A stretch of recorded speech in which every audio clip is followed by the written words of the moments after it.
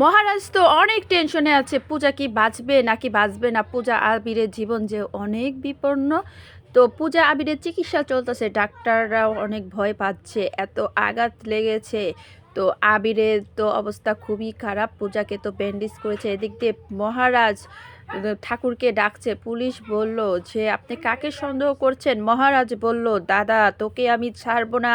তো মহারাজের এসব কথা শুনে পুলিশ বলল আপনার ফ্যামিলির মধ্যে কাউকে কি আপনি সন্দেহ করছেন। এদিক দিয়ে পূর্ণিমা বাড়িতে ঠাকুরকে সন্ধ্যা দিবে, এদিক দিয়ে তো প্রদীপ নিভে যাচ্ছে, ফুলের মালাটা পড়ে গেল, অবাক হয়ে যাচ্ছে পূর্ণিমা। এদিক দিয়ে সোম এসে দাঁড়িয়ে রইল, আর শিব তাকিয়ে রয়েছে। সোম মনে হয় কাউকে খুন করে এসেছে।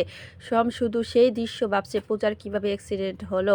সোম তো অন্যায় করেছে, এর জন্য এরকমভাবে দাঁড়িয়ে আছে। তখন প্রিয়াঙ্কা জিজ্ঞেস করলো কি গো কি হয়েছে তোমার। তখনই বলল কোন জায়গায় কি খুন করে এসেছিস, ভালো করে ধুয়ে আস। তখন সোম বলল ওরা কিভাবে জানলো। পূর্ণিমা বলল দাও মালাটা দাও, আমার সোম আজকে ঠাকুরকে মালা পরাবে। কথা শুনে সবিনয় বলল তুমি তো শিবকে দিয়েও মালাটা পরাতে পারো। মহারাজ আর শিব কি তোমার বানের জলে ভেসে এসেছে, তোমার কি সোমই তোমার ছেলে।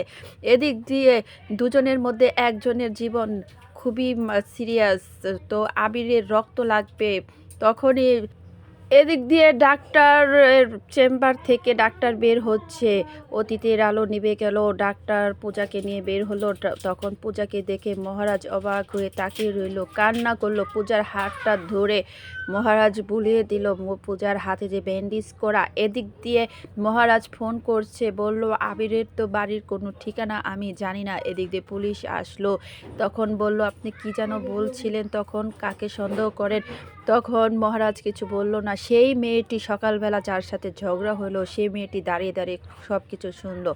বলল ওনার কি হয়েছে, ওনাদের মনে হয় কোনো একটা সমস্যা হয়েছে। তো এদিক দিয়ে আবিরের যেই রক্ত লাগবে, মেয়েটি বলল হ্যাঁ আমি রক্ত দিব, আমার রক্তের গ্রুপ 1। তখন মহারাজ খুবই খুশি। মেয়েটি তো হাল ছাড়ার পাত্রী নয়, মেয়েটি মহারাজকে সকালের জন্য মাপ চাওয়ালো, তারপরে রক্ত দিতে রাজি হলো। এরপরে ডাক্তারকে ঘূর্ণিঝড়ের মতন বলছে চলেন আসেন তাড়াতাড়ি আসেন আমি রক্ত দিব। তখনই পুলিশ বলল এই তুফানটা কোন জায়গা থেকে এসেছে। তো এদিক দিয়ে ডাইনিং টেবিলে খেতে বসেছে, কিন্তু সোমনাথের চিন্তা, সোমনাথ যে খুন করেছে পূজাকে আবিরকে।